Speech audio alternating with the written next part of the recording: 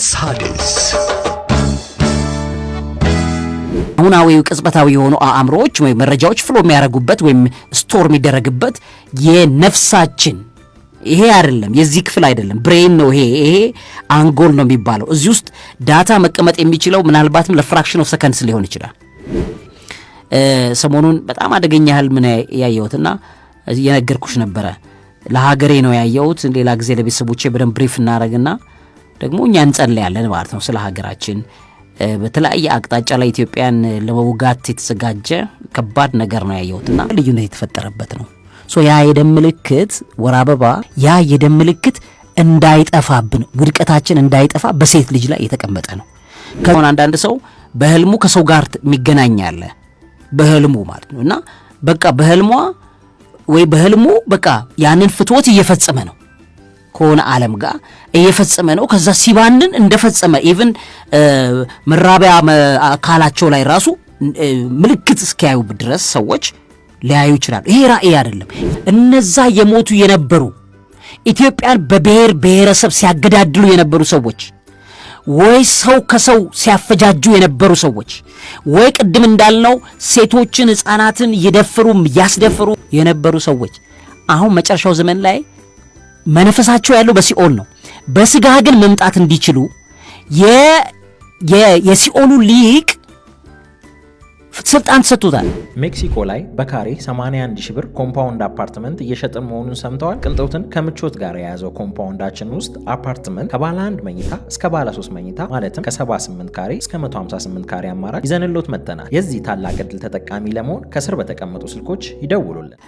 በዛሬው ፕሮግራማችን ህልምንና ራእይን በደንብ ዲፋይንድ ሆነው ለይቶ ያወቁ ሰዎች ነገሮቻቸውን ሁሉ ባስተውሎት የሚመሩ እንደገናም ደግሞ ሰው ህልምና ራእይ ሊያይ የሚገባው መሆኑን በደንብ እንድናውቀው ያደርገናል ይሄ ፕሮግራም። በባለፈውም እንደተመለከትነው ራእይ የሚለው የመንፈሳዊ አእምሯችን የመረጃ መስጫው ሲስተም እንደሆነና ህልም ብለን የምንለው ደግሞ የዚህ የነፍሳችን ወይም ደግሞ የአእምሮ ብለን የምንለው መረጃ ለኛ ከማይታየው ዓለም ላይ ማለት ነው ከማይታየው ዓለም ላይ ወደኛ ፍሎ ዳውን የሚያደርግበት ሲስተም ነው። ማይታየው ዓለም ላይ እኛ ያለን ስለ ነገ ያለን እውቀት ምንድን ነው? ነገን እንረዳዋለን ወይ ነገን እናውቀዋለን? የማይታየው ዓለም ላይ ማንም ሰው በምድር ላይ ስለ ነገው ነገር ማወቅ አይችልም። ባይዘዌ ህልምና ራእይ የመጣው የሰው ልጅ ከአዳም ከገነት ከተባረረ በኋላ እንጂ በገነት ቢሆን ኖሮ ህልምና ራእይ ብለን እኛ አሁን የምናያቸው ነገሮች ማለት አዳም በቀጥታ ፍሎ የሚያደርጉለት መረጃዎች የነበሩት ናቸው። ፍሎ ነው የሚያደርጉ ያ መረጃ በቃ ያውቀዋል ማለት በምድር ላይ የሚከናወኑ ስለ ራሳቸውን የሚከናወኑ በቀጥሎ ባሉት ነገሮች ላይ በተቀላላ ስለሚሆነው ነገር የሰው ልጅ በውስጡ ሊሚትድ የሆነ እውቀት ማለት ነው ሊሚትድ የሆነውን እውቀት እንዲያውቅ እግዚአብሔር ያንን ጸጋ ሰጥቶ ነው የሰራን።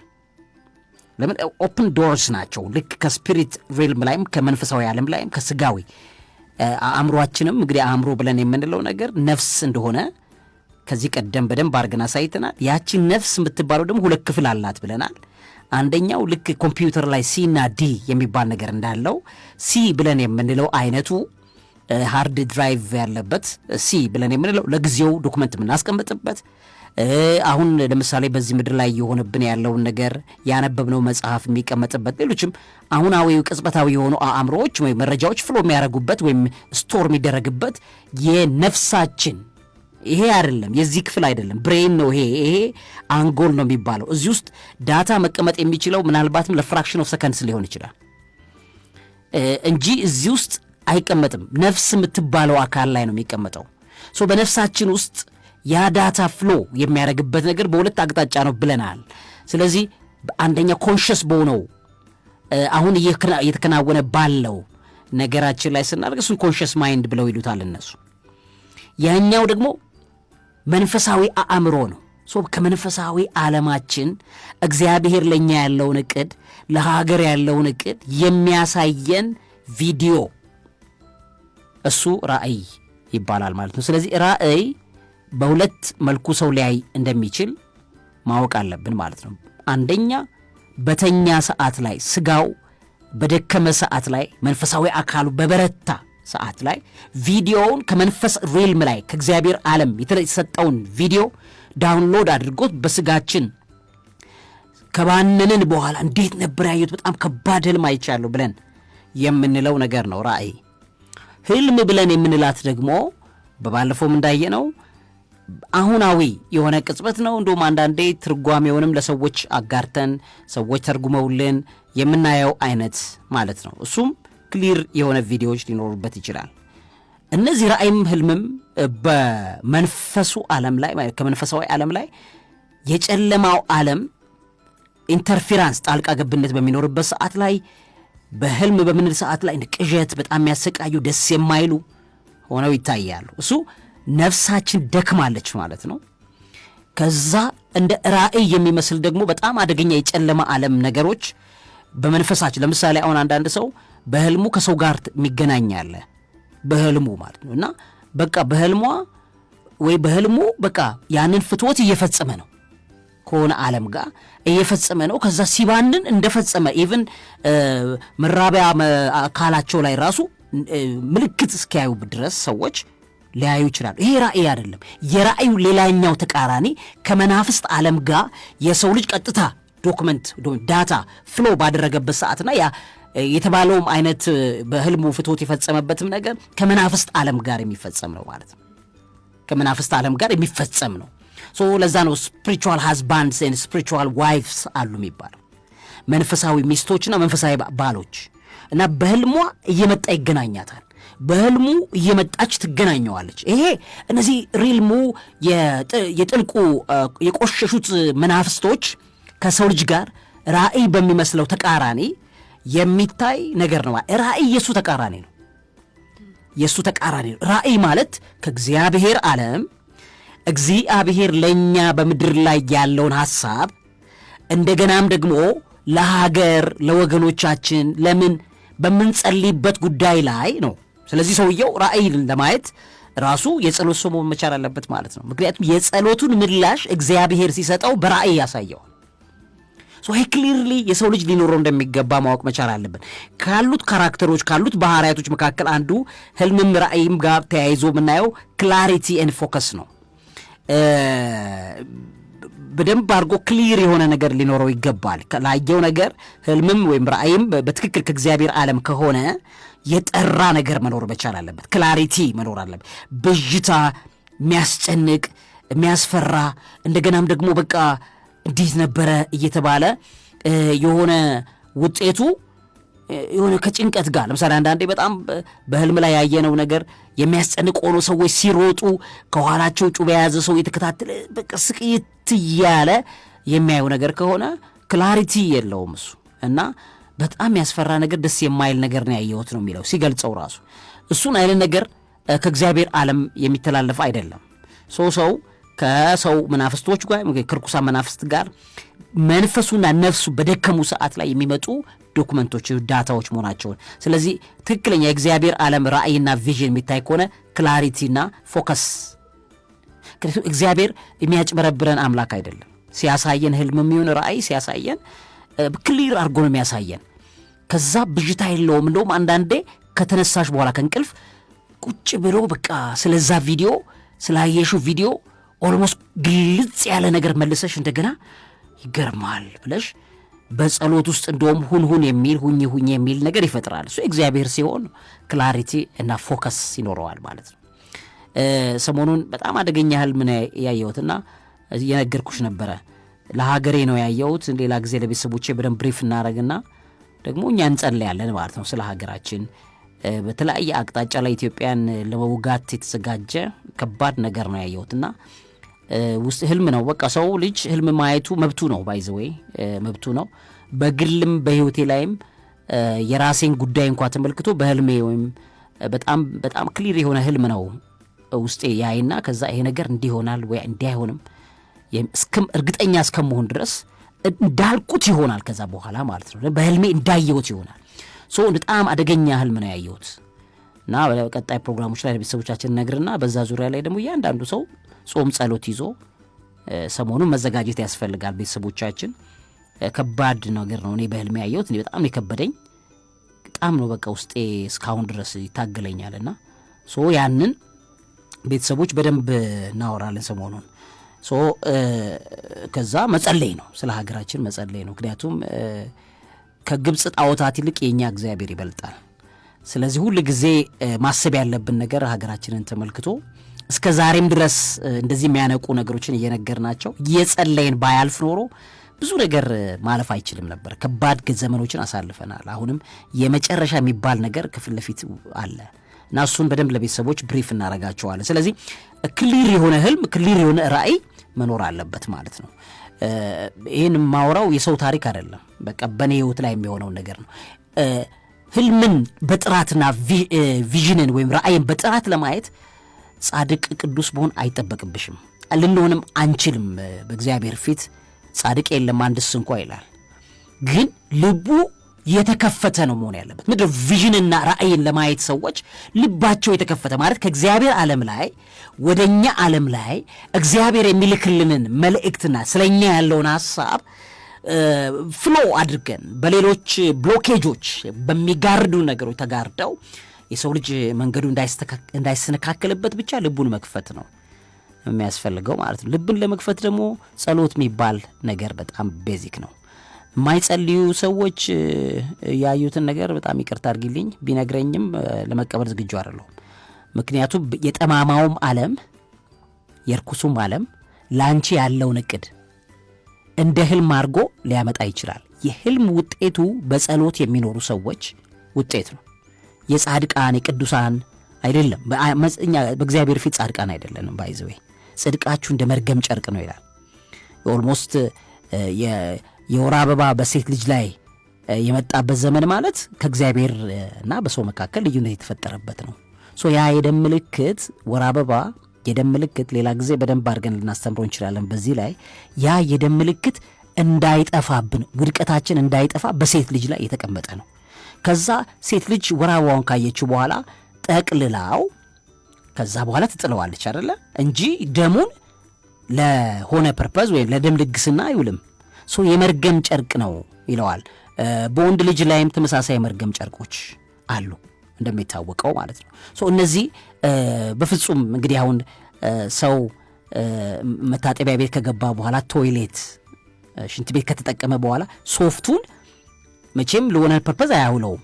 እንደውም በእጁ ተጠይፎ ነው አይደለም የሚወረውረው። እሱን የመርገም ጨርቅ የመርገም ሶፍት በዩ የሰው ልጅ እንደዛ እንዲሆን አልነበረም የተፈጠረው አፈጣጠሩ የነበረው በንጽህና ምንም ነገር በቃ ሳይኖረው አለ አይደል። ምክንያቱም የሚበላው ምግብ ራሱ በእዳሪ መልኩ ይወጣ አልነበረም። ምክንያቱም የገነት መና ነው የሚበላው፣ መና ነው። አዳም እግዚአብሔር አቅዶልን የነበረው እሱ ነው። መና ነው የታሰበልን የነበረው ማለት። ከወደቅን በኋላ የመጡት ነገሮች የሰው ልጅ እንደው እንፍ አድርጎ አሁን እሱ የመርገም ጨርቅ በዩ በዛ ምክንያት አይደለም የመጣው። አሁን በጉንፋኑ ሳይነሳይቲሱ ምኑ የሰው ልጅ ከተረገመ በኋላ የመጡብን ነገሮች ናቸው እንጂ እግዚአብሔር እንዲህ እቅድ የለውም። ለኛ ያለው እቅድ ዲቫይን ሄልዝ ነው። ፍጹማዊ ዘላለማዊ ጤንነት ነው ያለው።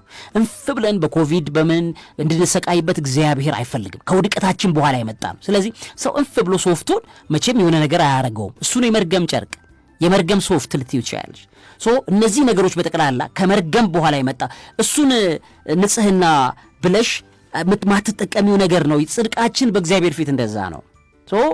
የግድ ጻድቃን ሆነን ተገኝተን በዛ ደረጃ ላይ ሆነን እንትን ምንል አይደለንም ማለት ነው። ስለዚህ ምንድን ነው በህልምና ራእይ ለማየት የተከፈተ ልብ ማለት ነው። በመጽሐፍ ቅዱስ ላይም ሲናገር የተከፈተ በር ሰጥቻለሁ ማንም ሊዘጋው አይችልም ይላል። እግዚአብሔር አንድ ሰው ከእግዚአብሔር የተከፈተ ልብም የተከፈተለትን በረከት በሩም ከእግዚአብሔር ሊሰጠው ይችላል። ወይም ደግሞ ሰውየው ካለው ቅንነት አንጻር እግዚአብሔር ሲያንኳኳ ማንም የሚከፍትልኝ ቢኖር ብሎ እንዳለው በሩን ክፍት አድርጎት እግዚአብሔርን ክርስቶስና ግባልኝ ወደ ህይወቴ ብሎ ሰውየው መጋበዝ ይችላል። አንዳንድ ሰዎችን ደግሞ ከዘር ማንዘሮቻቸው ጸሎት ይደረጋል። እግዚአብሔር ወይ ትውልዴን ዘሬን ባርክልኝ፣ ያንተን ኮኔክሽን ያንተን ህልውና በዘሬ በልጆቼ ላይ አስገባልኝ ብላ ምትጸልይ የነበረች ቅድመ አያት ወይም አያት ወይም እናት የሆነችን ልጅ ልቧን ክፍት ያደርግላታል። እግዚአብሔር የተከፈተ ልብ ይሰጣታል፣ የተከፈተ በር ይሰጣታል። ከዛ በጣም በብዙ ክፋት ዓለም ላይ ልትገባ ስትል ለምን እንደዳነች ራሱ አታቅም ማለት ነው። እነዚህ ነገሮች የሚሆንበት ትልቅ ሲክሪት መንፈሳዊ ነው። እግዚአብሔር ከሚያድናት ከሚታደጋት መንገድ አንዱ በህልምና በራእይ እየተከታተለ እየነገረው። ስለዚህ የተከፈተ በር የሚለው የተከፈተ ልብን ጭምር እንደሆነ መታወቅ መቻል አለበት። ቀጥለን እንመልከት። ከእወጃዎች በኋላ ተመልሰን እንገናኛለን። ያላችሁ በሣድስ የሚዲያ ዝግጅታችን ላይ ነው። እውቀት ታላቁ እግዚአብሔርን ታከብራለች። ሣድስ ከህልም ጋር ተያይዞ በተለይ ከዚህ በህልማቸው ከሚገናኙ ወይም ደግሞ የፍትወት ስሜትን በህልም ላይ ከሚያከናውኑ ሰዎች መካከል እውነትም ይሁን ውሸት ባልታወቀ መንገድ ግን በህልም የተረገዘ ልጅ የሚል እናውቃለን። እርግዝናው የመጣው ከህልም ጋር ተያይዞ ነው፣ በህልም ከተደረገ ፍትወት ጋር ነው የሚልና እንዲህ አይነት እሳቤ ያላቸውን ሰዎች ደግሞ ከመናፍስት ጋር የማቀናጀት ወይም ደግሞ ከዛ ሐሳቢ ጋር የማስኬድ ሁኔታ አለና ይሄ ነገር እውነት ነው ወይ? ምክንያቱም በጣም ብዙ በፊልም ሐሳቦች ላይም የምናያቸው ነገሮች ስለሆኑ እውነት ነው እንደ ነገር ይፈጠራል ወይ? ከዛው ሐሳቡን አንስተ ስለነበር አያይዘ ግልጽ አድርገህ እንድታልፍልኝ ነው። አዎ ምንድነው ከዚህ ጋር ተያይዞ ነገርየው መንፈሳዊ ነው እንጂ በዚህ ሪል ማለት በዚህ እውነተኛ በሆነው ዓለም ላይ በፊዚካል ሳይንስ ላይ ምንም አይነት ግራውንድ የለውም። ግን ምንድነው በመንፈሳዊ ዓለማት የተለያየ ትርጓሜ እንደሚሰጠው ይታወቃል። በህልም ክፍቶት ከተገናኘችው አካል ጋር በኋላ ነው የጸነስኩት የሚል እንዴት ነው ሜታፊዚካል የሆነ ነገር ነው ወይም ሲዶ ሳይንስ ነው። ምንም በሳይንስ ድጋፍ አይሰጠውም ይሄ ጉዳይ። ነገር ግን በመንፈሳዊ ዓለም ላይ ብዙ ነገር ሊባል የሚችለው ነገር ግልጽ ነው። ይሄ ሊሆንም የሚችል ነገር እንደሆነ እናያለን። ምክንያቱም ብዙ ጊዜ በህልም ፍትወት ግንኙነት ማድረግ የሚፈልጉት ከመናፍስት ዓለም ሁለት መናፍስት ዓለም ነው ያሉት። እንደሚታወቀው እርኩሳን መናፍስት የሚባሉት ሁለት ናቸው። አንደኛ የተጣሉት የወደቁት መላእክቶች እነሱ አጋንንት ብለን የምንላቸው ሲሆኑ፣ ሁለተኞቹ እርኩሳን መናፍስቶች ደግሞ ሰው የነበሩ ስጋቸው ከፈረሰ በኋላ መንፈስና ነፍሳቸው በሲኦል የቀጠለ ምድር ላይ በነበሩበት ሰዓት በጣም ህፃናትን የ12 ዓመት የ6 ዓመት ልጅ ሲደፍር የነበረ በጣም ብዙ የፍትወት እንትኑ በጣም ከፍተኛ ወንጀል በሰው ደም በእጁ ላይ ያለበት ሰዎች አሉ እና ስጋቸው ከፈረሰ በኋላ እንደዚህ አይነት ሰዎች ጸረ እግዚአብሔራዊ አቋም ስላላቸው ከእግዚአብሔር ጋር መኖር ስለማይችሉ በሲኦል ይኖራሉ። እነዚህ ሰዎች ወደ ምድር ዓለም ላይ ከነበራቸው መንፈሳዊ ኢንፍሉዌንስ መንፈሳዊ ተጽዕኖ አንጻር ምን ማለቴ ነው? ለምሳሌ በጣም ብዙዎቹ ባለሀብቶች የነበሩ ምድር ላይ ከፍተኛ ትግል አድርገው በምድር ላይ ተጽዕኖ ፈጣሪ ሆነው የዓለም አንደኛ የዓለም ሁለተኛ የሚባሉ ሀብታም ሆነው ግን እግዚአብሔርን ጸረ እግዚአብሔራዊ የሆኑ ከእግዚአብሔር ጋር ምንም ህብረት ኮኔክሽን የሌላቸው ጭራሽ እግዚአብሔር የለም ብለው የሚያምኑ ሳይንቲስቶች ሊሆኑ ይችላሉ፣ ባለሀብቶች ሊሆኑ ይችላሉ፣ ዝነኛዎች ሊሆኑ ይችላሉ።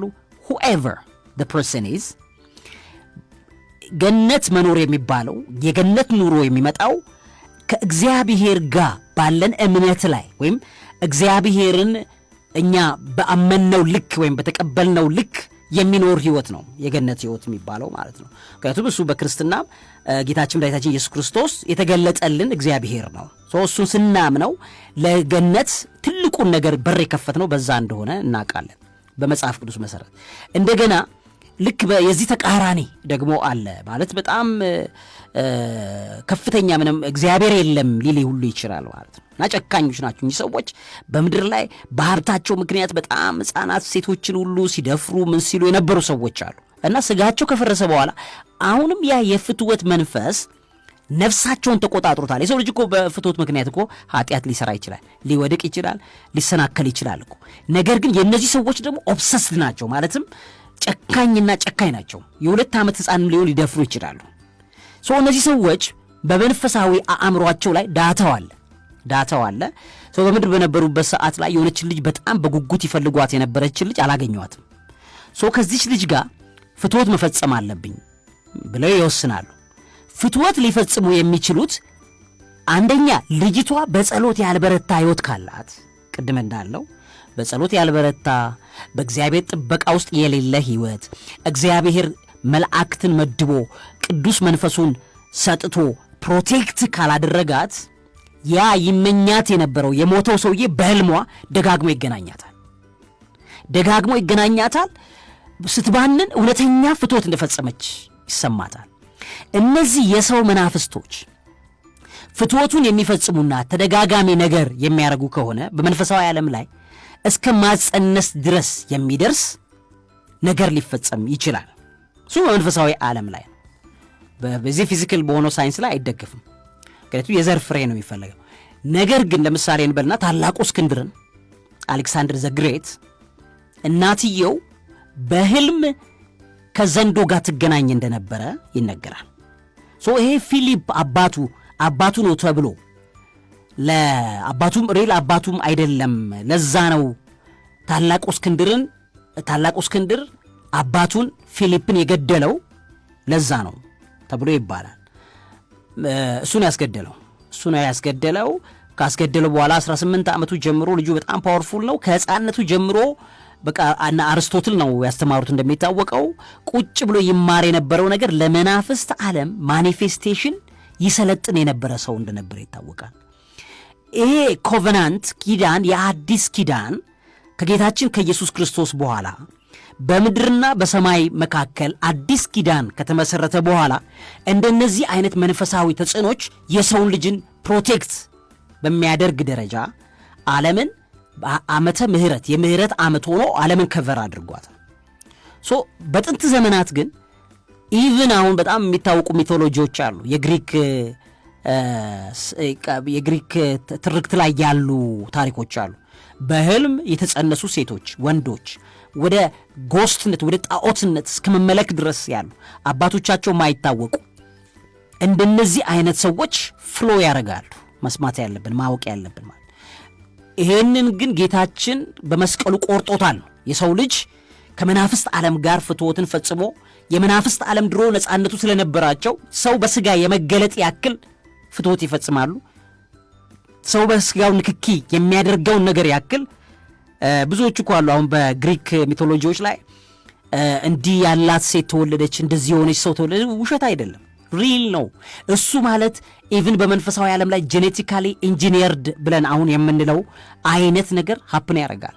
ምክንያቱም ያ ጽንስ የሚፈጠረው በዲኤንኤ ደረጃ ላይ ያለ ሜካፕ እንደሆነ እናውቀዋለን። የክሮሞዞሞች ውህደት ነው። ያችን ውህደት አሁንም እኮ ቢሆን እንግዲህ ያየን ነው። ከቆዳ ሴል ወስደው ጽንስ ሰርተዋል። አሁን የሰው ልጅ እግዚአብሔር ከፍቶ የሰጠው አእምሮ እስከ መጨረሻው ፊዚክ ዓለም ላይ በሚጨበጠው ዓለም ላይ የፈለገው ነገር መፍጠር እንዲችል እግዚአብሔር ለሰው ልጅ አእምሮ ምን ሰጥቶታል? አእምሮ በቃ ስልጣን ሰጥቷል። ለእግዚአብሔር የፈጠራ ስራዎች ብዙ አሉ ምናያቸው። ጽንስን እኮ ነው አሁን ከቆዳ ላይ ወስደው ያለ እናት ያለ አባት ጽንስ መሆን የሚችሉ ሰዎችን። ጽንስ ማለት ምን ማለት ነው? ወደ ሰውነት ማደግ የሚችሉ ጽንስ። ይሄንን ኤምብሪዮ ክሬኤት አድርገዋል አሁን በላቦራቶሪ። እሱ ግን ሰው አይደለም። ሰው ማለት መንፈስ፣ ነፍስና ስጋ አብረው የሚኖሩበት ፍጥረት ነው። ስለዚህ መንፈስ፣ ነፍስና ስጋ እንደ አንድ ወክ የሚያደርጉበት ፍጥረት ነው የሰው ልጅ። ለዚህ ነው እኛ ከዝግመተ ለውጥ አልመጣንም ብለን የምንለው። እነሱ እኮ በስጋ በተባለው በጽንስ ላይ ብዙ ኢንጂነሪንግ እየሰሩ ነው ያሉት እኚህ ሰዎች። ብዙ የስጋ ጥበብ ላይ ቀንድ ያለው ሰው ሊወልዱ ይችላሉ። ከላቦራቶሪ ጭራ ያለው ሰው ሊሰራ ይችላል። ብዙ እኮ እየተሰራ ነው ያለው እና ይሄ እየሆነ ያለው ነገር ሰው የሚባለውን ነገር አይደለም ክሬት የሚያደርጉ ሰው ሳይሆን መናፍስታዊ ሰዎችን። ምን ማለቴ ነው? ሰዎቹ ስጋውን ነው የሚሰሩላቸው። የት? በሲኦል የሚኖሩ በምድር ላይ በመጨረሻው ዘመን ጊዜና ስልጣን ስለሚሰጣቸው ከሲኦል እስራት እንዲፈቱ ይፈቀድላቸዋል። እግዚአብሔር ፈቅዷል። ያንን ከሲኦል እስራት የፈለገውን ሰው አውጥቶ ወደ ምድር ማምጣት እንዲችል ለዲያብሎስ ምን ተሰጥቶታል? ፍቃድ ተሰጥቶታል ከእግዚአብሔር። ለዚህ ነው የተሰጠውም ጊዜ አጭር መሆኑን አውቋል። ስለዚህ እነዛ የሞቱ የነበሩ ኢትዮጵያን በብሔር ብሔረሰብ ሲያገዳድሉ የነበሩ ሰዎች፣ ወይ ሰው ከሰው ሲያፈጃጁ የነበሩ ሰዎች፣ ወይ ቅድም እንዳልነው ሴቶችን ሕፃናትን ያስደፍሩ አሁን እንደ አሜሪካ ላይ በጣም ታዋቂ ዝነኛ የሚባሉ አክተሮች እየሰሩ ያሏቸውን አይነት የፖርኖግራፊክ ፊልሞችን እያሰሩ ምን እያሉ የነበሩ ሰዎች አሁን መጨረሻው ዘመን ላይ መንፈሳቸው ያለው በሲኦል ነው። በስጋ ግን መምጣት እንዲችሉ የሲኦሉ ሊቅ ስልጣን ተሰጥቶታል። ምን እንዲፈታቸው ፈቷቸው በምድር ላይ የተወሰነ ጊዜ እንዲሰሩ። ለምንድን ነው የሚሰሩት? እግዚአብሔር እውነት መሆኑ የሚታወቅለት አምላክ በዚህ ደረጃ ላይ ነው። ሌሎች ፍጥረተ ዓለም ላይ ሰይጣንን ስለታሰረና በሲኦል ስለሚኖር ነው እንጂ ይሄን ቢፈታ እኮ መልካም ነገር ሊያደርግ ይችላል ብለው የሚሉና የሚያስቡ አካላት ካሉ በሌሎች መንፈሳዊ ዓለም ላይ እነሱን አፋቸው የሚዘጉት መቼ ነው? ይሄ እርኩስ ተፈቶ ጊዜ ይሰጠውና በአጭር ጊዜ ግብረ ሰዶሙን፣ ፍትወቱን፣ ይሄ እጹን ምኑን በቃ አሁን ትውልዱ የሚሰቃይባቸው ነገሮች በጠቅላላ አሰርቶ የተሰጠውን ጊዜ ሲቋጭ ዘመኑ ይደመደማል። የዛን ጊዜ እውነትም እግዚአብሔር እውነተኛ አምላክ ነው፣ እውነትም እግዚአብሔር ቅዱስ ነው የሚለው የሚመሰክረው የአጋንንቶቹ ርክስና ሲታይ። ስለዚህ ይሄ በጣም መሰረታዊ የሆነ ነገር እንደሆነ እናውቃለን። ከሆነ እነዚህ እርክስናዎች እነዚህ ክፋቶች የሚደረግበትን ነገሮች መሰረት አድርገን ስናይ እነዚህ ከሲኦል የሚፈቱትና የሚመጡት ርኩሳኖች የተወሰነ ጊዜ መስራት እንዲችሉ ኢንጂኒየር የሆኑ ስጋዎች ይሰራላቸዋል። በላቦራቶሪ ይሰራላቸዋል።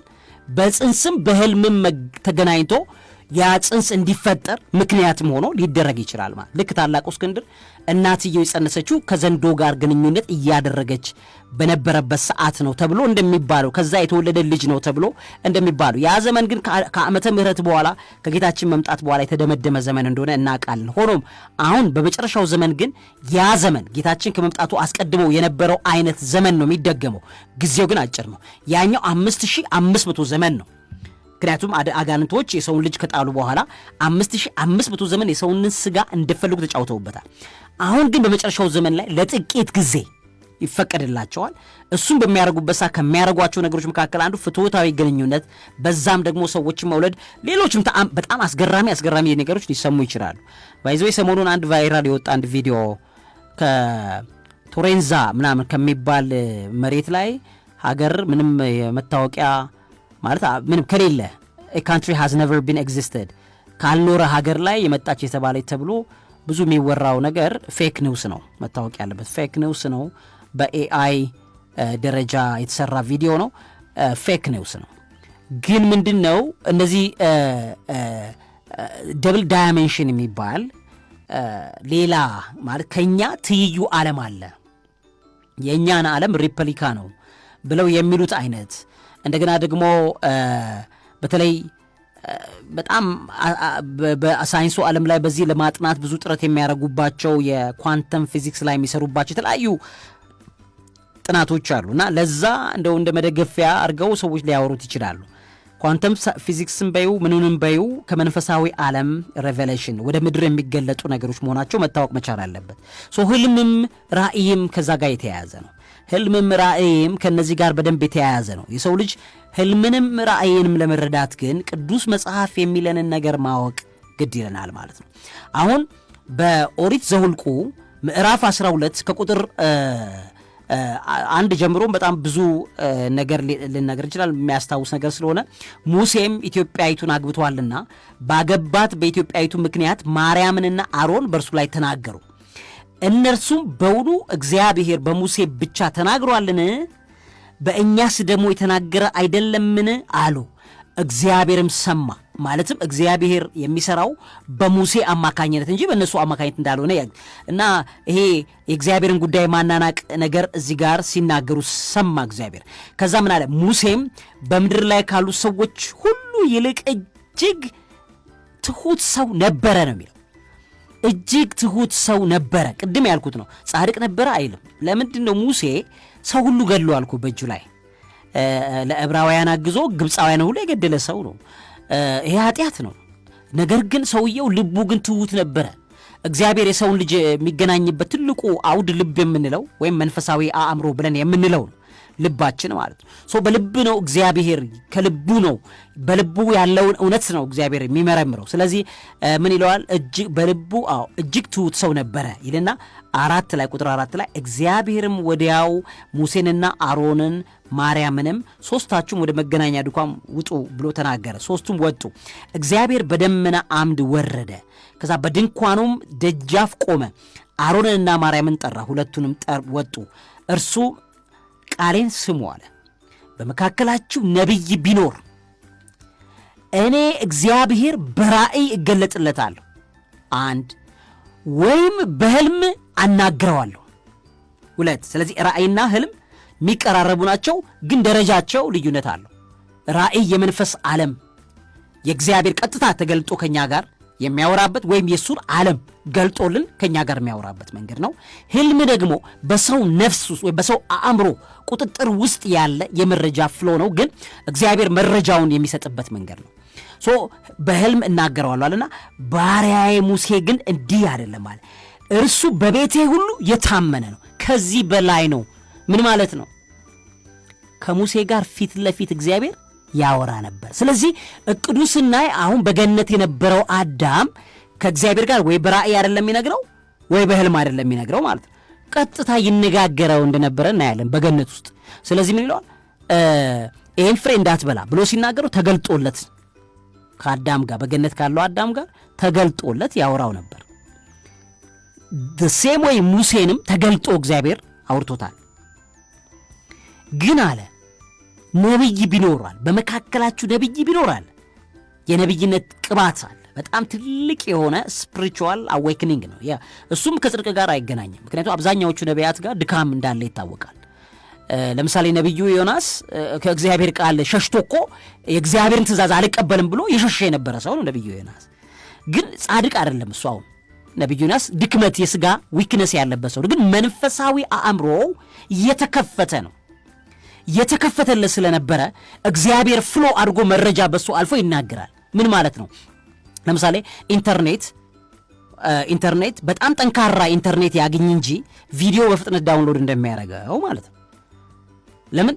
በእኛ ጽድቅ ላይ የተመሰረተ ምንም አይነት የእግዚአብሔር ህልውና ከኛ ጋር የለም። እኛ ጽድቅ ጋር የተመሰረተ አይደለም፣ ከተከፈተው ልባችን ጋር ግን ይገናኛል። የሰው ልጅ ፐርፌክትሊ ማድረግ አይችልም። በስጋው ፐርፌክት ስራ መስራትን አይችልም። ፍጹም ስራ መስራት የሚችል አይደለም የሰው ልጅ።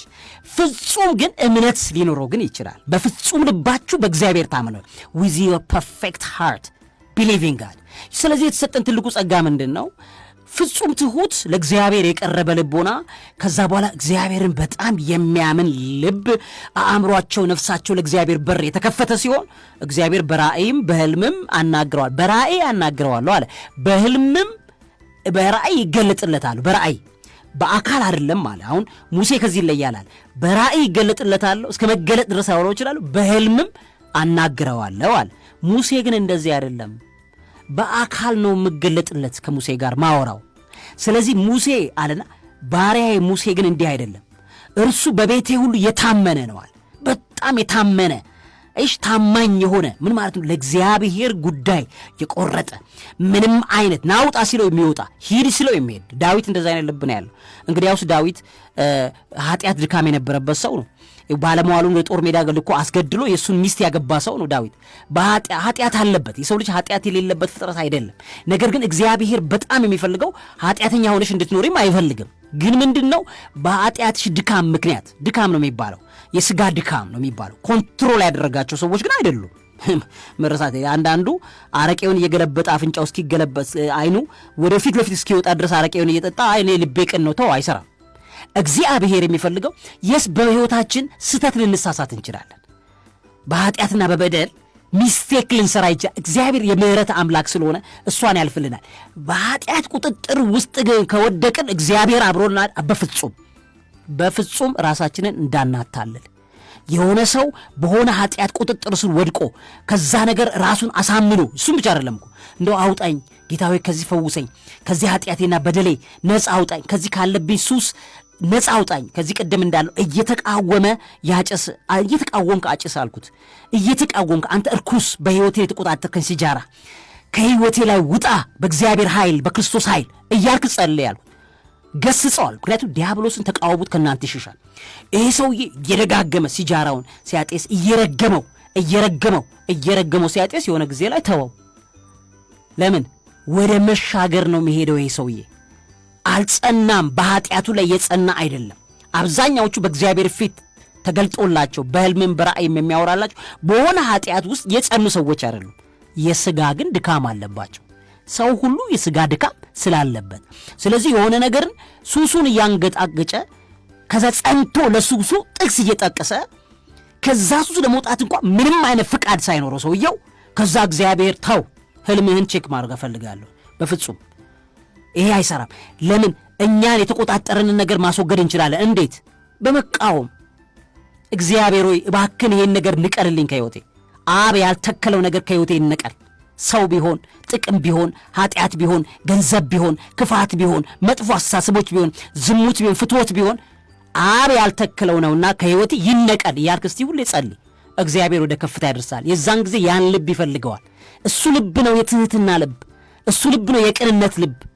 ይሄንን መሰረት አድርገን ማየት አለብን ማለት። ስለዚህ ይሄንን እናያለን። ተመልሰን እንገናኝ። ያላችሁ በሣድስ የሚዲያ ዝግጅታችን ላይ ነው። ዕውቀት ታላቁ እግዚአብሔርን ታከብራለች። ሣድስ ኦልሞስት ቀድም እየነገርናቸው የነበሩ ቤተሰቦቻችን ሕልምና ራእይ ላይ መሰረት አድርጎ ግልጽ የሆኑ ነገሮች እንዲኖር ራእይ የሚለው ነገር መገለጥ ወይም እግዚአብሔር የሚገልጥልን ወይ እግዚአብሔር የሚገልጥ ለሰው ልጅ የሚገለጽበት መንገድ፣ እንደገና ደግሞ ሕልም ደግሞ መረጃ የሚሰጥበት መንገድ ነው ብለናል። መረጃ ነው ማለት በአእምሯችን ላይ በነፍሳችን ላይ ኮንትሮል የሚያደርገን ነገር እንደሆነ እናያለን። ለዚህ ማስረጃዎች በጣም ብዙ ናቸው ያሉት። ከነዚህ መካከል እንግዲህ በኦሪት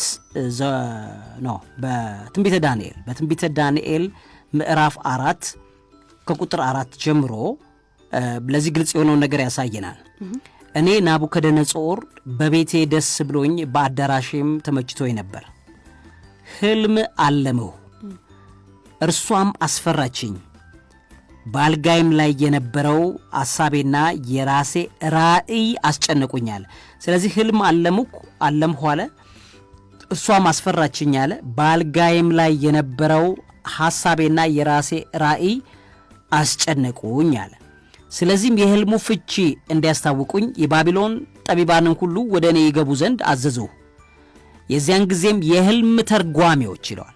ሕልም ተርጓሚ የሚባሉ ከዛ የሕልም ተርጓሚዎች፣ አስማተኞች፣ ከለዳውያኑ አለ ቃላተኞቹም ገቡ አለ። ቃላተኞች የሚባሉት ፒፕልስ ከአንደበታችን የሚወጡ ንግግሮች ከመንፈሳዊ ዓለም አንጻር ትንታኔ የሚሰጡ ልክ አሁን ነገረ ፈጅ አይነት ሰዎች ሁሉ ማለት ነው። ምክንያቱም በዛ ንግግር ላይ ብዙ ባለሙያዎችን እንዳሳተፈ ይታወቃል። እሱ በቤተ መንግስት ውስጥ ናቡከደነጾር በሚያደርጋቸው ነገሮች ላይ ሁሉ አስማተኞችን ይጠቀማል፣ ተርጓሚዎችን ይጠቀማል።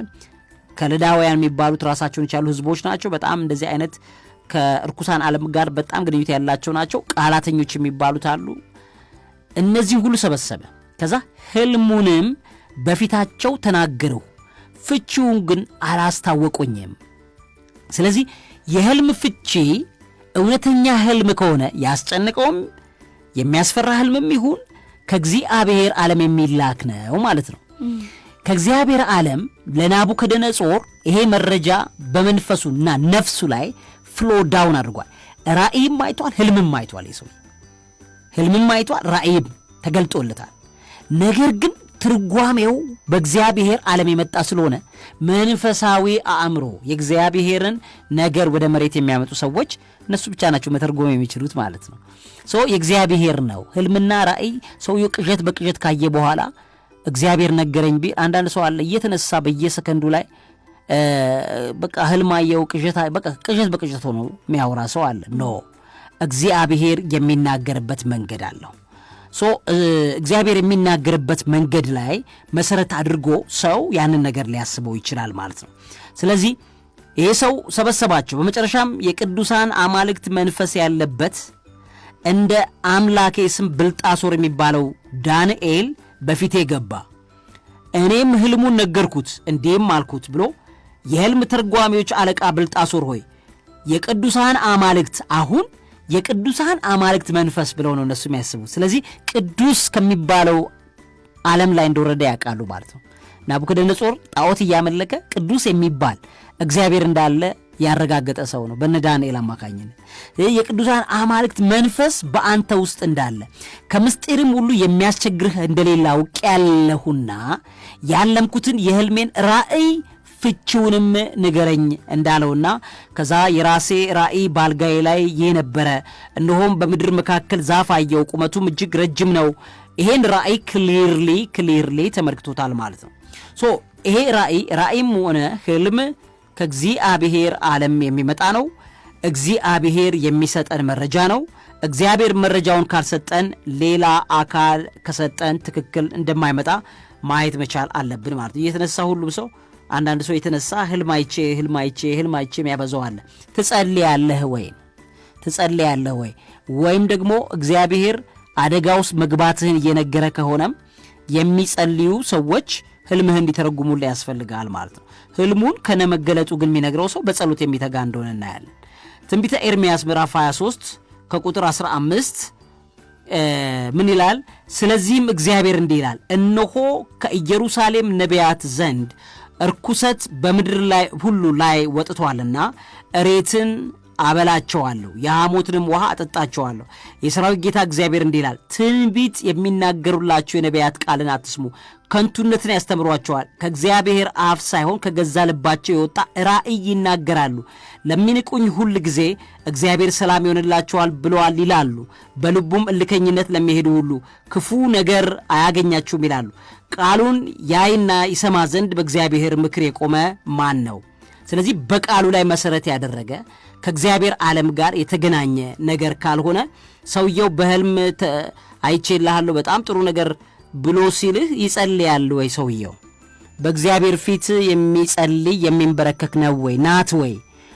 ስለዚህ የታየልህም ከሌላው ዓለም ላይም ወጥቶ የተነገረ እንደሆነ ማወቅ መቻል ያስፈልጋል። ስለዚህ ይሄንን በተመለከተ ቀጥለን ደግሞ እንመልከት። ዕውቀት ታላቁ እግዚአብሔርን ታከብራለች። ሳድስ ክሊርሊ ልናቀው ልንረዳው የሚገባን ነገር እንደሆነ ማወቅ አለብን። ለዚህም በቅዱስ መጽሐፍ ላይ በትንቢተ ዳንኤል ምዕራፍ 1 ከቁጥር 17 ላይ በእነዚህም ለአራቱ ብላቴኖች እግዚአብሔር በትምህርትና በጥበብ ሁሉ ዕውቀትንና ማስተዋልን ሰጣቸው ይልና ዳንኤልም በራእይና በህልም ሁሉ አስተዋይ ነበረ ይላል። ስለዚህ ምን ማለት ነው? ራእይና ህልም እግዚአብሔር ለሰው ልጅ ባለው መንፈሳዊ ጥበብ ውስጥ የሚመጡ ጸጋዎች እንደሆኑ እናያላቸዋለን ማለት ነው። ስለዚህ ዳንኤል ኢቭን አይደለም በስጋ አለ በራእይና በህልም ሁሉ አስተዋይ ነበረ። ኦኬ፣ ስለዚህ ራእይና ህልም ያስተዋይነት መገለጫ ነው። እና ከተኛን በኋላ በእንቅልፍ ልባችን ስለሆንን ብቻ የሚሆን አይደለም ማለት ነው። አይደለም። ምክንያቱም የተከፈተ ልብ ያልኳችሁ እሱን የተከፈተ ልብ እንደገና እግዚአብሔር እንዲያወራን የምንፈቅድበት መንገድ እነዚህ ናቸው ራእይና ህልም ብለን የምንለው ማለት ነው።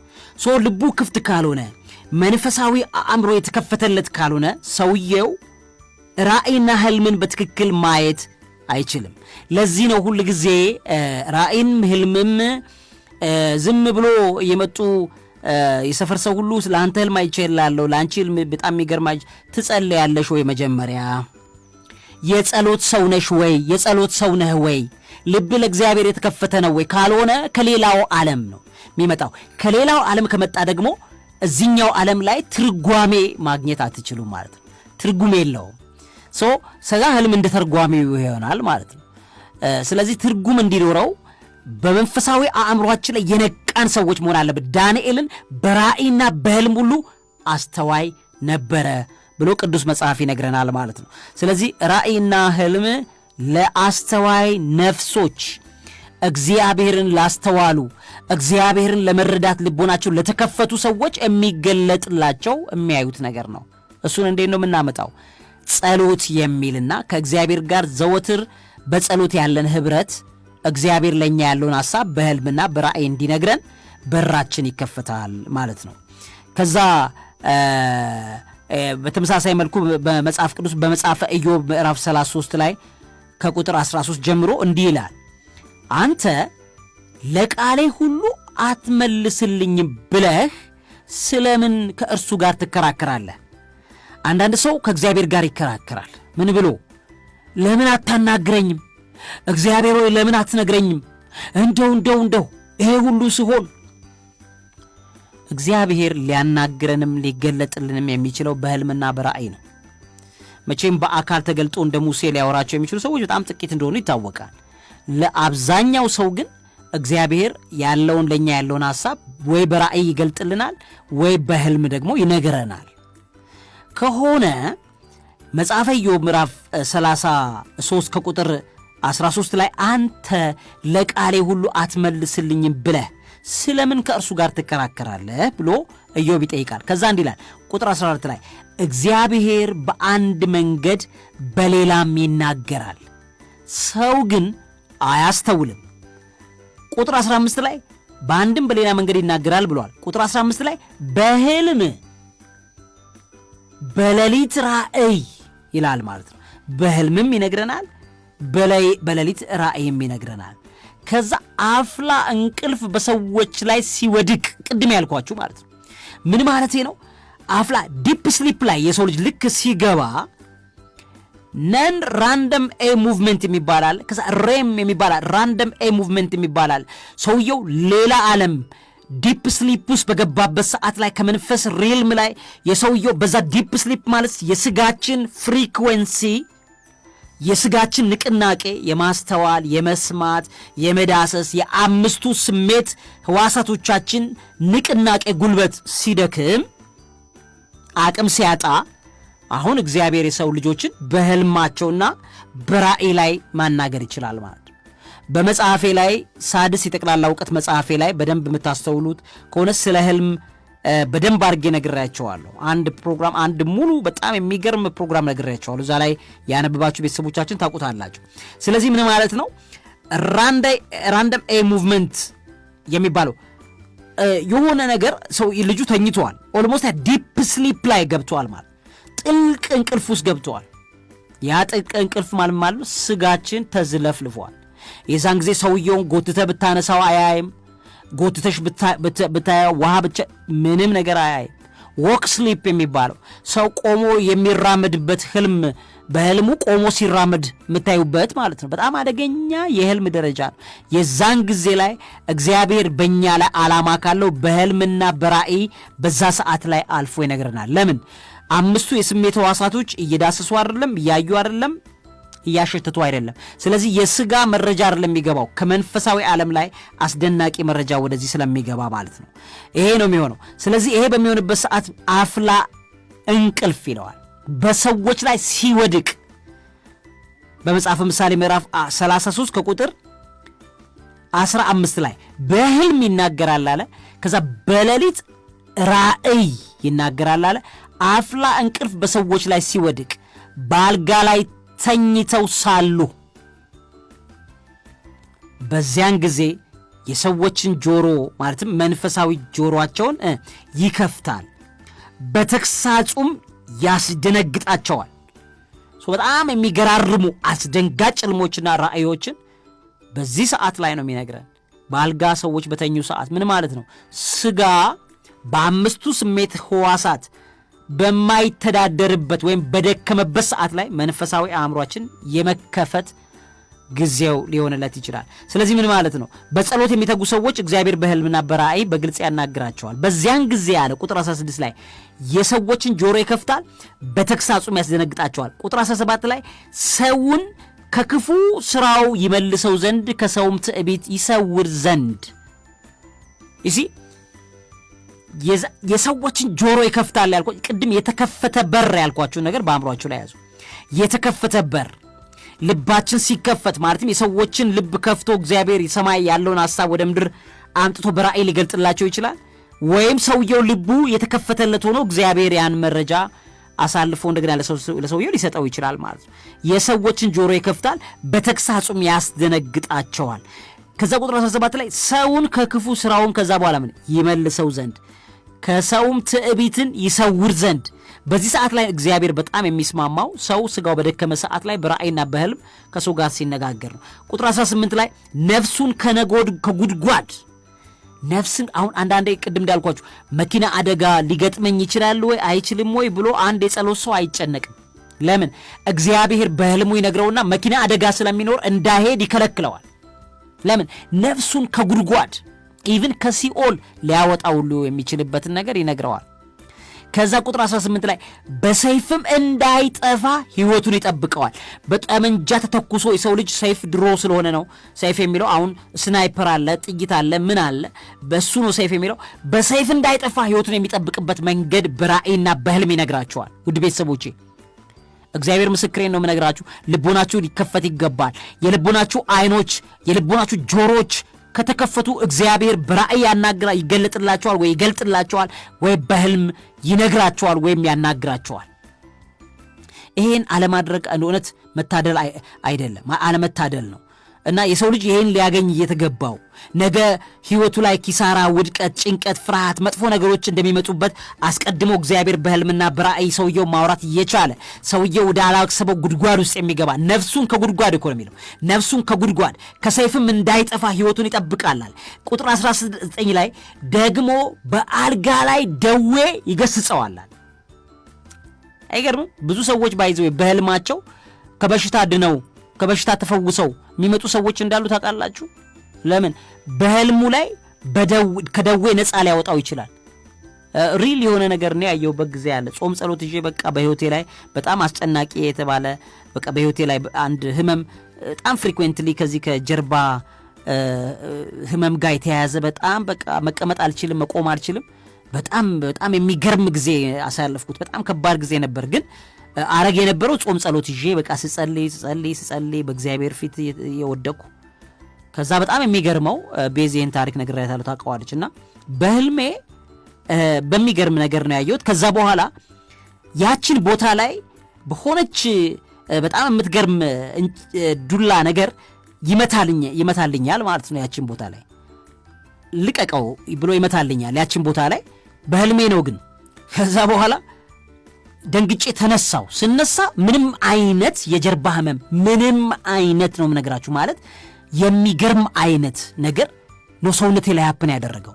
እና በህልማችሁ ሁሉ እግዚአብሔር ሊፈውሳችሁ ሊያድናችሁ ከቻለ ህልምና ራእያችሁን ሊጠቀም ይችላል ማለት ነው። ይሄን ለመሆን እንደው በጣም ቅዱስ ሰው ጻድቅ ሰው መሆን አይጠበቅም። ይቅርታ፣ ያንን መሆን ሰውየው ላይችል ይችላል። ስለዚህ ግን ምንድነው እግዚአብሔር በዛ አልፎ ሊያረግ ይችላል። ደግሞም ከአልጋ ላይ በደዌ ይገስጸዋል፣ አጥንቱን ሁሉ ያደነዝዛል።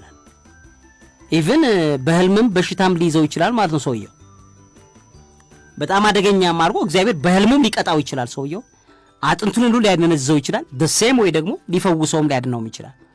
ከዛ ቁጥር 20 ላይ ይሄ እግዚአብሔር ቅዱሱ ቃል ነው፣ የኔ አይደለም። እሺ የእግዚአብሔር ነው። ከዛ ደግሞ በአልጋ ላይ በደዌ ይገስጸዋል አለ ማለት በደዌም ሊመታው ይችላል፣ ደዌውንም ሊገስጽለት ይችላል። እንደገናም ደግሞ አጥንቱን ሁሉ ሊያደነዝዘው ይችላል ማለት አደገኛ ነገር ሊፈጠር ይችላል። ቁጥር 20 ላይ ሕይወቱም እንጀራን ነፍሱም ጣፋጭ መብልን ትጠላለች፣ ስጋው እስከማይታይ ድረስ ይሰለስላል፣ ተሸፍኖ የነበረውንም አጥንት ይገልጣል። ነፍሱ ወደ ጉድጓድ ሕይወቱም ወደሚገድሉት ቀርባለች። የቀናውን መንገድ ለሰው ያስታውቀው ዘንድ ከሺህ አንድ ሆኖ የሚተረጉም መልአክ ቢገኝለት እየራራለት ቤዛ አግኝቻለሁና ወደ ጉድጓድ እንዳይወርድ አድነው ቢለው እያለ ይቀጥላል። ስለዚህ ምንድን ነው በህልም እግዚአብሔር ቁጥር 28 ላይ ይቅርታ፣ ነፍሴ ወደ ጉድጓድ እንዳትወርድ አድነዋታል፣ ሕይወቴም ብርሃንን ታያለች ይላል። በህልምና በራእይ እንዲህ ሁሉ ነገሮች ሊነገሩን እንደሚችሉ ይነግረናል። በተመሳሳይ ሁኔታ መጽሐፈ ምሳሌ ምዕራፍ 29 ከቁጥር 17 ላይ ልጅህን ቅጣ እረፍትንም ይሰጥሃል፣ ለነፍስህም ተድላን ይሰጣታል። ራእይ ባይኖር ህዝብ መረን ይሆናል፣ ህግን የሚጠብቅ ግን የተመሰገነ ነው ብሎ ያስቀምጣል። ስለዚህ ራእይ ባይኖርና እግዚአብሔር በራእይ ገልጦ ለሰው ልጆች ነገሮችን ባይነግር ኖሮ ዓለምና ህዝብ መረን ይቀር እንደነበረ እናያለን። በብዙ የተለያዩ ቅዱሳን መጽሐፍቶች ላይ ተመሳሳይ ነገር በስፋት እናያለን። ስለዚህ ራእይና ህልምን በደንብ አድርጎ አጥርቶ መመልከት ያስፈልጋል ማለት ነው። ውድ ቤተሰቦቼ ሣድስ ለቤተሰቦቻችን እያወራን ትንሽ መጠነኛ ቆይታ እናድርግ። ሄሎ ቤተሰባችን። ሄሎ ወይዬ ቤተሰቤ። እግዚአብሔር ይመስገን። አለህ መላክ ከፈረንሳይ። እሺ አለህኝ። እግዚአብሔር ያክብርልህ። ፈረንሳይ። እሺ አልዬ እንዴት ነህ? እግዚአብሔር የተመሰገነ ይሁን። ሰላም ነው? እግዚአብሔር የተመሰገነ ይሁን። የአንተን ፕሮግራም እኔ 7 ዓመት ምናምን እንደዚህ አካባቢ ሩጬ ገብቼ ነው የሚገርምህ። ስራ ከሌለኝ ሩጬ ገብቼ ነው ማዳምጠው። እግዚአብሔር ጤናውን እንደው ምሕረቱን ይስጥ ወንድም። አሜን አሜን። እንደው በቃ መግለጽ ይከብደኛል ወንድም አለ። እረዳለሁ በጣም እግዚአብሔር ያክብርልህ። ስለ 7 ዓመት ነው ያደመጥከን። አዎ 7 ኦልሞስት ፐርሰናሊቲ ይሰራል። ባይዘዌይ ረጅም ጊዜ ሰው ሲቆም ማንነቱን የፐርሰናሊቲውን ኳሊቲው መንፈሳዊ ኳሊቲውን ይገነባል እና ኦልሞስት ብዙ ነገር ቀይሮኛል። የሚገርምህ ብዙ ነገር እንዳዳምጠው ሩጦ ያስገባኛል። ሩጬ ነው የምገባው። ሩጬ እገባለሁ። ያለውን ነገር የሚከሰተውን ነገር ከዚህ ጋር አያይዘዋለሁ እና ብዙ ነገር አስተምሮኛል። በጣም ብዙ ነገር አብዬ ደስ ብሎኛል። አልህዬ በጣም ወድሃለሁ፣ አከብርሃለሁ ወንድም አለም። በማንኛውም ክፉ ነገር ቢኖር የቀረውን ነገር ደግሞ እግዚአብሔር ይነቅለዋል። እሺ ኃይል ማንኛውም የቀረ ነገር ቢኖር ደግሞ እግዚአብሔር ይነቅልልሃል። አንተ በጣም የተወደድክ ሰው ነህ። እግዚአብሔር በጣም ይወድሃል። መልካም ጊዜ አልዬ። እግዚአብሔር ይስጥልኝ፣ መድኃኒዓለም ይስጥልኝ። አሜን። እቴንም ሰላም በልልኝ። እሺ አመሰግናለሁ። እሺ ያሉ መልካም ጊዜ። ሌላ ቤተሰባችንን እንስማ። በስልክ መስመሮቻችን ላይ ቤዛ አስታውሻቸው ስልክ መስመሮች። እሺ አየር ላይ ቤተሰብ አለን። እሺ ሄሎ ቤተሰባችን። ሄሎ አባቴ ሰላም ነው? እንዴት ነው ወንድም አለም? በጣም ደህና እግዚአብሔር ይመስገን። ጊዜን አልውሰድ። እኔ በጣም ቋንቋም ስለሌለኝ አሁን ከኔ ቀድሞ የገባሁት ወደ ገልጸውታል። እኔ ከመጀመሪያ ጀምሬ ማለት እችላለሁ። ሁሌ አስባለሁ ለመደወል። አጋጣሚ ዛሬ ተሳክቶልኝ ደውያለሁ።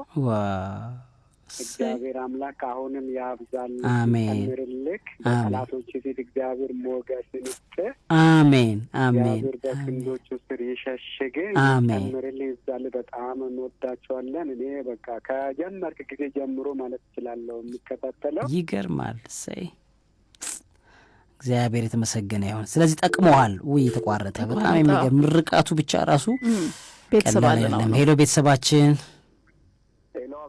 ወይ ወንድም አለም። ዲያቆን አሮን እባላለሁ። እንዴት ነህ? ዲያቆን አሮን እንደምን ነህ? ሰላም ነው ወይ? እግዚአብሔር የተመሰገነ ይሁን አለን። ያው ስንት ዓመት ሞክረው ስልክን ዛሬ ነው የሰራው። በጣም ደስ ብሎኛል አብይ። እኔም ስላገኘሁ በጣም ደስ ብሎኛል። በጣም አከብራችኋለሁ። እግዚአብሔር ይባርካችሁ፣ እግዚአብሔር ይጠብቃችሁ። አሜን። ወንድም አለም ጠቅመዋል። አግኝተህበታል መረጃዎች? አዎ አልፈራም የሚለውን መጽሐፍ አንብቤው ነበር። እንደ አጋጣሚ ገጠር ነው ቦታችን አካባቢው። እሱም መጽሐፍ አንብቤያለሁ። ብዙ ነገር ነው የተማርኩት። ወጣት ነኝ ገና፣ ለወደፊትም ብዙ ነገር እንሰራለን ብለን ለሀገራችን ሀሳብ አለ። ከአንተም ብዙ የተማርነው ነገር አለ። ትክክል። ምክንያቱም እግዚአብሔር አልፎ በሰዎች ይሰራል።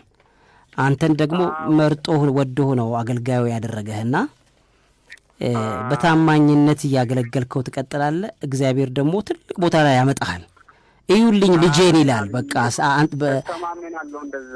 አዎ ለምን እግዚአብሔር በጣም የሚገርም የሚወዳቸውን ሰዎች ከፍ አድርጎ ማሳየት የሚፈልግበት ልጄን እዩ ወዳጄን ይላል። ወዳጄን ተመልከቱት ብሎ ለብዙ ሰው ምስክር ያደርጋል። ለዚህ ነው እነ ሙሴን እነ ዳዊት ምን በሰው ፊት ሞገስ የሚሰጣቸው። በቃ እዩልኝ ወዳጄ ብሎ ይጠራል እኮ እግዚአብሔር። እና አንተንም በዛ ደረጃ እግዚአብሔር ከፍ ያደርጋል። ወንድም አለም በጣም አመሰግናለሁ። ዲያቆን መልካም ጊዜ ይሁን። እግዚአብሔር ይጠብቅህ፣ እናንተንም ከፍ ያደርጋችሁ። አሜን። ያላችሁን እናንተ ናችሁ። በርቱ፣ አይዟችሁ። ይቀጥላል። እግዚአብሔር መልካም ነው። ወንድም አለም መልካም ጊዜ ይሁንልህ። እሺ ወንድሜ ደርሶኛል። እግዚአብሔር ያክብርልህ። ወይ ወንድም አለም እንደምን አለ? እግዚአብሔር ጋሽዬ እንዴት ነህ? ሰላም ነው አባቴ? እግዚአብሔር ይመስገን። ማንን በልክ የደወልክ? እኔ መምህር እሸቱ ይባላለሁ። ከወለቴ ነው የምደውለው። መምህር እሸቱ ስለ ደወልክ ደስ ብሎኛል። ከ2011 ጀምሬ ፕሮግራም መስዋዕትነት እየከፈልኩ ነው የማዳምጠው። እሰይ እግዚአብሔር መጽሐፍህን ገዝቻለሁ እና በጣም እግዚአብሔር ይስጥልኝ። እድሜና ጤና ለኢትዮጵያ ወጣቶች ህዝቦች እግዚአብሔር እየሾመነ እና በጣም ጥሩ ፕሮግራም ነው። ትውልድን እየቀረጽክ ያለው ነው። እሰይ በህልም ላይ ደግሞ ብለህ እውነት ነው። እግዚአብሔርን ካልደመንክ ከእግዚአብሔር ጋር የሌለ ሰው እንደው ይሄን ነው እንጂ ህልም ማየትም አይችልም። ትክክል። ስለዚህ ከእግዚአብሔር ጋር ያለ ጸሎት የሚያደርግ እግዚአብሔርን በልቦናው የሚለምነው ሁሉ ተኝቶም ቆሞም ህልሙን ሊያይ ይችላል። ትክክል። ስለዚህ ዛሬ በስንት ከ2011 ጀምሮ ፕሮግራምን ባዳምጥም ዛሬ እንግዲህ ፕሮግራሙ እግዚአብሔር እድሜና ጤና ሰጥቶ ለዚህ አድርሶኝ በማዳመጤን ከትምህርት ቤት ገብቼ ነው እና እንዲያውም በቃ ይህን ፕሮግራም በአምባሳቶ ብሱሉ ስንሄድ ክፈቱልን ነው የምንለው። ማክሰኞና አርብ ሲደርስ በዛ አጋጣሚ የተጓዝን ካለ በቃ ክፈቱልን ነው የምንለው። በጣም ደስ ይላል። እድሜና ጤና ሰጣችሁ። እህታችንን ሰላም በልልን። ከዚህ የበለጠ ጤናና እድሜ አንተ መጽሐፍ አንብቤ እኔ ብዙ ሰዎችን መጽሐፉን እንዲያነቡ አድርጌያለሁ። መጽሐፉ አሁን በእጅ ነው ያለው። እሰይ በጣም ለውጥ አግኝተንበታል። እሰይ እኔ ያለቀሰ ሁሉ የሚያለቅሱ ሁሉ አሉ። አንተን ፕሮግራም አሳይቻቸው አንድ ጊዜ በዋልታ ቴሌቪዥን ጣቢያ ላይ የምን ቁርስ ላይ በቃ የአንተ ልጅ ልክ ነው ይምራን አብይ የተወለደ 1ኛ ዓመቱ ላይ ይገርማል። እግዚአብሔር ያሳድግልን። አሜን። ዋው እናመሰግናለን። አሜን። በጣም በጣም ብሪሊያንት መምህር፣ እግዚአብሔር ያክብርልኝ። በጣም ደስ ብሎኛል ስላገኘው መምህር። እኔ በጣም ስለምወድም ጊዜ በደንብ ልስጥ ብዬ ነው። በጣም አከብርሃለሁ ወንድም አለም። መምህርዬ መልካም ጊዜ ይሆንልህ። ቤተሰብ አለን ይዘርማል። ያስታወሰው ነገር ግን ገርሞኛል። ሄሎ ቤተሰባችን፣ አሁን ይሰማል ወይ እህትዬ? አሁን ይሰማል እኮ ወይ አይሰማት ማለት ነው። እሺ ሌላ ቤተሰብ እንስማ። ሄሎ ቤተሰባችን። ሄሎ አብይ ወይ ወንድም አለም እመቤቴ ነው የምልህ። ሳላስበው ነው ጊዜ ሞክ ነበር ሳላስበው ምሳ እየበላሁ ማለት ነው ስሞክረው ሰራ። ግን በቃ አሁን ግን ምንም እንዳጠብቅ ሌላ ጊዜ ግን ብዙ ነገር ጠበልተኛ ነበር። ወድሃለሁ፣ በጣም ወድሃለሁ ወንድም አለም። በጣም ታማሚ ነኝ። 4 ዓመት 5 ዓመት ሆኖኛል። ህልም ልንገርህ፣ ህልም በደንብ ነው ማየው። መጽሐፍን ሁሉ ስጀምር እኔ ስለ ህልም እዚህ ይከራከራሉ ከሰው ጋር ራሱ ማለት ነው። መጽሐፍን ገዝታለኝ እናቴ ታደስ የሚለውን ቀድሜ ያነበብኩኝ። ይገርማል። ከዛ በኋላ ተሳስቼ ማለት ነው። ከዛ በኋላ ጸረ 66 ነው ሲጀምር የዛን ቀን ሌሊት መርከቦች እንዲህ በባህር ሲመጡ አየሁ። እና እኛ መርከቦች እያየኋቸው የ666 ቅርጽ መስራት ጀምሩ። ይገርማል። ትመጣና አንተ ምንድን ነው ይሄ ትመጣና ታስረዳኛለህ ነገር ማለት ነው። ከዛ በኋላ ያን ነገር እያስረዳኸኝ መጨረሻ ላይ እኔ ይቅርታ ሳላስበው ስለዚህ አይ ኖ አዎ እረዳለሁ። ከዛ በኋላ እያስረዳኸኝ ህጻናትን ልጆችን ማለት ነው ነጩን የቴኳንዶ ልብስ ስታለብሳቸዋል። ይገርማል። በኋላ እኔም ግን አላቅም፣ ይሄን አልተረጎምኩትም እስካሁን። አንዳንድ በተለይ እኔም ቀዩን የቴኳንዶ ልብስ አለበስኩ። ይገርማል። እንግዲህ ያበቃኸኝውን ነው እየበቃው። ምክንያቱም ህጻናት ትውልዶችን አበቃን እኮ ተጭነው የመጡ ከሌላው ዓለም በመርከብም በአስተሳሰብ ተጭኖ የመጡ ነገሮችን እኮ እግዚአብሔር በእኛ አልፎ ብዙ ጠርጓል። እነዚህ ያበቃህ እንደሆነ ከዛም በኋላ ድንገረን የእውነቴን ነው የምልህ። እኔ ጋር ብዙ ሚስት አለ። ቤተክርስቲያን እንዲህ ስታስተምር ከኬጅ ውጭ ሆነ ማለት ነው። ከኬጅ ውጭ ከግቢ ውጭ ሆነ ያው ትምህርት ከቤተክርስቲያን ውጭ ነው። ግን ቤተክርስቲያን ሃይማኖት ነው አንተ እየሰበክ ያለ እና ስታስተምር መሀል ይገባና ይቅርታ እንግዲህ መሀል ይገባና የሆነ አስተዳደሩ የደበረ ይከላከላቸዋል። ምዕመናኑ ይሰሙሃል። ይገርማል። እና ምዕመናኑ እየሰሙ አንተ ያ ሰው ሲከላከላ ያሉ። ከዛ በኋላ ባለጊዜ ልበልህ ባለጊዜ ሆነ ጥቁር ነው መጣ። አንተ ወፍራም ነው። አንተ ትልቅ ዱላ ነው ያዘው ሊመታ እንዲህ ሲሰነዝር ገባውኝ ጀርባዬን ሰጠው። ምንም አሉ አንተም ምንም አሉ። ከዛ በኋላ ምን እንደተነሳ ታውቃለህ? የዛን ቀን ማለት ነው እኔ ከዚያ በፊት በጸሎት አስቤ አላውቅም። ከዛ በኋላ ነው ስምን መጥራት የጀመሩት። ከዛ በኋላ የዛን ቀን ሰዓት ደርሶ ስከፍተው የለህም ስቱዲዮ አልገባችም። ይገርማል። ከዛ በኋላ ይሄ ልም አንድ ወዳጅ አለች እነግራታለሁ። ይሄ ልም የሆነ ነገር ሆኗል ስላት ታስራችሁ ተለቃችሁ ከ9 ሰዓት በኋላ የገባን ጊዜ ይገርማል። ይደንቃል። እኔ ማለት ነው ይኸውልህ ልንገርህ፣ እኔ ሁልጊዜ ስታስተምር ሁልጊዜ እኔን በቃ ትነካኛለህ። ሁልጊዜ እግዚአብሔር የሆነ ነገር ከኔ ጋር ኮንታክት አድርጎ እኔ ማለት ነው በዓለም የተዋረድኩ በቃ የመጨረሻ ህይወት ማለት ነው። በቃ የመጨረሻ እረዳለሁ። 10 ዓመቴ ነው ጸበል። ይገርማል። እኔ ውስጥ ያለውን ስብዕናና ኳሊቲ እኔ በደንብ ነው የማውቀው። አንድ ነገር ብቻ ልንገርህ፣ ሰዓት ማስታወቂያ ምልክት እያሳዩ አጋንንት አጥፍቶኝ ይኖር እግዚአብሔር አንድ ቀን ያገኘኛል። 10 ዓመት አገኘኝ። በቤቱ ነው ያለው። ተውን እንዳትጠራጥር። ለመሰለ አንተ አሁን እየነገርከኝ እንዳንተ አይነት ሰዎችን የኢዮብ ፈተና እግዚአብሔር ዝም ይላቸዋል። ለምን መሰለ? መንፈስህን ለማብቃት መንፈስህን ለማሳደግ ስጋህ መያዝ አለበት። ካልሆነ ተረጋግተህ እንኳን ቅዱሱን የእግዚአብሔርን ቃል እንዳሰማ ያደርግሃል። ከዛ ስጋህን ይዘው ያቆየውና መንፈስህን የፈታ ስጋህን የፈታ ቀን አንተን በከፍተኛ ኃይል ነው የሚጠቀምብህ። ይሄን እንዳትረሳ። እግዚአብሔር በጣም ለትልቅ ዓላማ የሚፈልግ ሰው ነህ። ለዛ ነው እሱ ደግሞ ይፈታል። የስጋ ነገር ነው ይፈታል። ነገር ግን መንፈስህን እግዚአብሔር ለትልቅ ዓላማ ስለፈለገው ዝም ብለህ ተኝተህ እንድታዳምጥ መጽሐፍ ቅዱስ እንድታነብ ከእግዚአብሔር ጋር ህብረት እንዲኖርህ ስለፈለገ ብቻ ነው። እሺ ወንድምዬ በጣም ወድሃለሁ፣ አከብረሃለሁ። እግዚአብሔር ታላቅ ፈውሱን ያመጣል። ልንገርህ ስተኛ ሳላ አልነሳም። በቃ ለምን አላይምላል። ይገርማል። በቃ ሳላ አልነሳም። ለምን አለ ሰዎች እኔ እህቴ እናቴ ምናምን ይከላከሉኛል። እረፉ፣ የእግዚአብሔር መንፈስ አትስደቡብኝ፣ የሱ መንፈስ ነው አትንኩብኝ፣ እሱን እላቸዋለሁ። ጎበዝ እያደገ መጣ። አሜን። ይሄን ያዝ። እሺ ወንድም አለም በጣም አከብረሃለሁ፣ ወድሃለሁ። ሰዓት አበቃ። SADIS